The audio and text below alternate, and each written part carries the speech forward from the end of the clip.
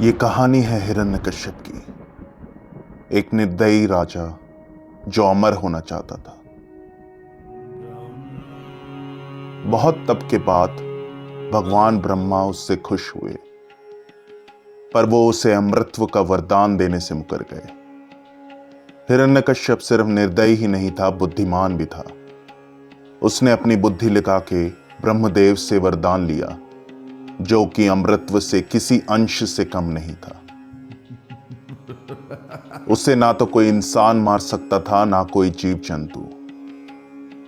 उसे ना ही अंदर मारा जा सकता था और ना ही बाहर।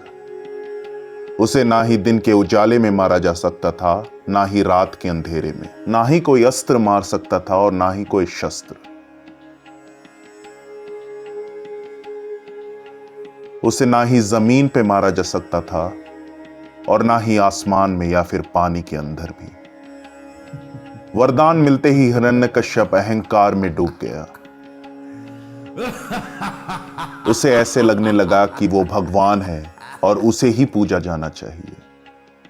पर उसका बेटा प्रहलाद तो विष्णु को ही अपना भगवान मानता था और उसने हिरण्यकश्यप को भगवान मानने से मना कर दिया। गुस्से में आके हिरण्यकश्यप ने प्रहलाद को कई बार मारने की कोशिश की। एक बार उसने अपनी बहन होलिका को बुलाया और प्रहलाद को लेके आग में बैठने का षड्यंत्र किया, क्योंकि होलिका को वरदान था कि वो आग में जल नहीं सकती।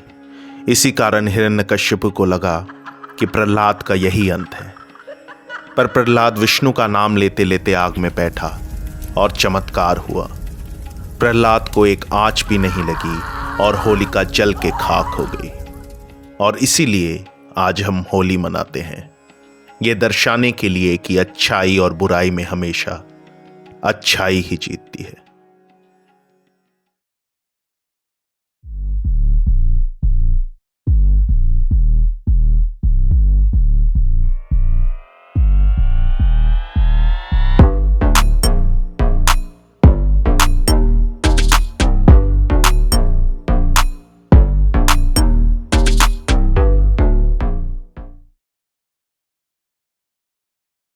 ये कहानी ना जाने हमने बचपन में कितनी बार सुनी है, बुराई पे अच्छाई की जीत।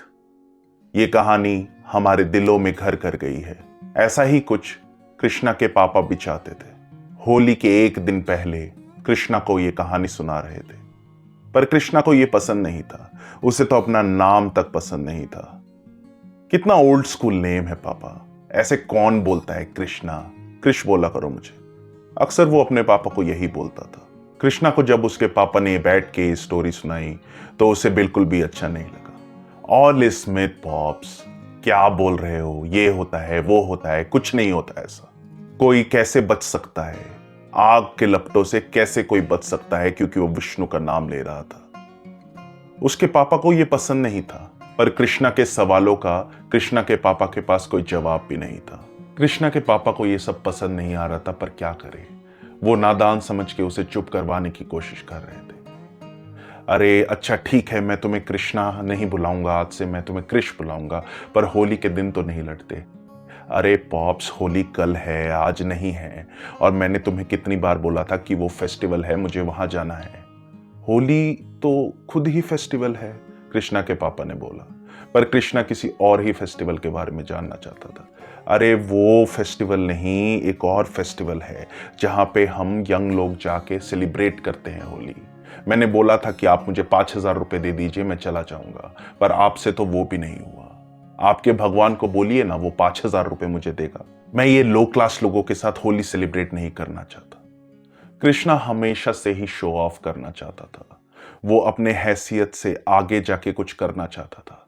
कुछ गलत नहीं है इसमें, पर वो ये नहीं समझता था कि उसके पापा ने कितना स्ट्रगल करके उसे आगे बढ़ाया है।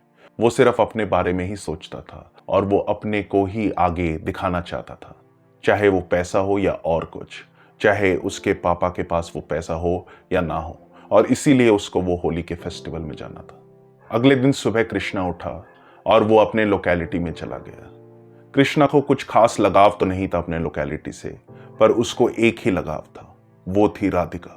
वो सिर्फ राधिका के लिए ही वहां पे रुका हुआ था। वहां पे होली मना रहा था। नहीं तो उसके हिसाब से तो सिर्फ हाई क्लास लोगों को ही होली मनाना चाहिए, लो क्लास लोगों में उसकी कोई जगह नहीं थी उसके अनुसार। तो वो बाहर गया और उसे वहां पे राधिका मिली। हे रैट्स, कहाँ जा रही हो? अरे यार, मुझे रैट्स मत बुलाया करो, कितनी बार बोला है, मेरे माँ बाप ने मेरा नाम दिया है राधिका। राधिका एक अलग मेंटेलिटी वाली लड़की थी। उसे अपना नाम ही बहुत पसंद था, जो कि था राधिका। बट कृष्णा उसे हमेशा रैट्स बुलाता था। क्या ओल्ड स्कूल नाम है तुम्हारा, राधिका, ये कोई नाम है? रैट्स, देखो क्या ट्यून है इसमें। कूल लगता है अगर कोई तुम्हें रैट्स बोले तो, मुझे कूल नहीं लगना। मेरे माँ बाप ने जो नाम दिया था मैं उसी से खुश हूं। तुम्हें अगर कोई प्रॉब्लम है तो तुम जा सकते हो, मेरे नाम से मत खेला करो। कृष और मायूस हो गया। उसके पापा तो उसकी बात सुन नहीं रहे थे और अब राधिका भी उसकी बात नहीं सुन रही थी। वो सोच में पड़ गया कि अब मुझे क्या करना चाहिए कि लोग मेरी बात सुन सके। कूल होने में कोई प्रॉब्लम तो नहीं है, पर इन लोगों को क्यों प्रॉब्लम है? इसी कश्मकश में वो होली बिना खेले ही घर पे आ गया। घर पे आया तो उसके पापा अभी भी घर पे नहीं आए थे।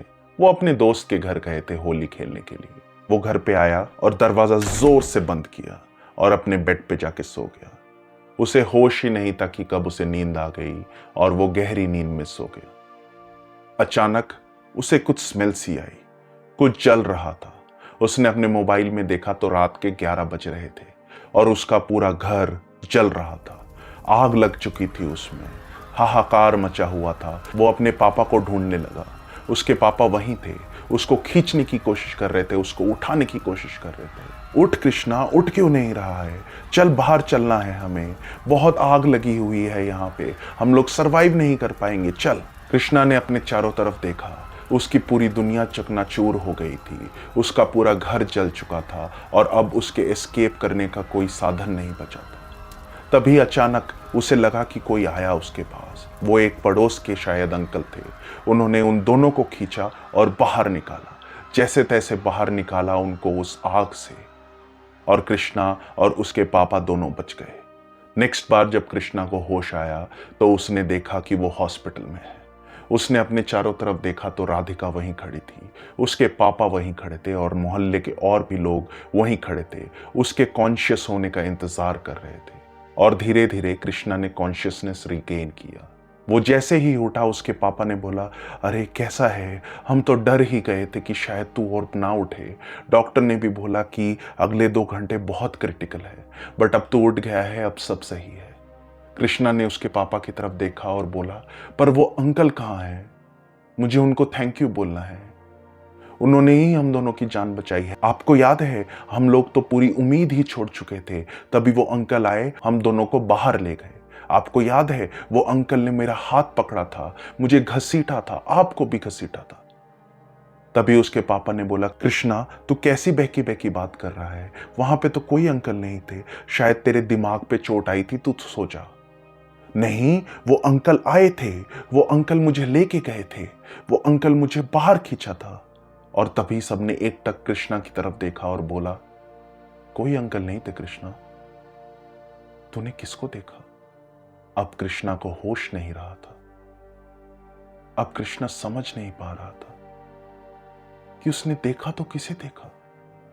वो कौन था जो अंदर आया, जिसने उसको घसीटा, जिसने उसके पापा को घसीटा? वो कौन था जिसने उसको बचाया? क्या वो अंकल थे या कोई और? कृष्णा को कुछ समझ में नहीं आ रहा था। वो कृष्णा का भ्रम था या कुछ और, पता नहीं। पर एक बात तो तय है, वो जो भगवान से उसने PS5 मिलने की जिद लगाई थी, भगवान उसे PS5 तो ना दे सके, पर एक और मौका दिया ताकि वो अपने लाइफ में PS5 जरूर खरीद सके। धन्यवाद।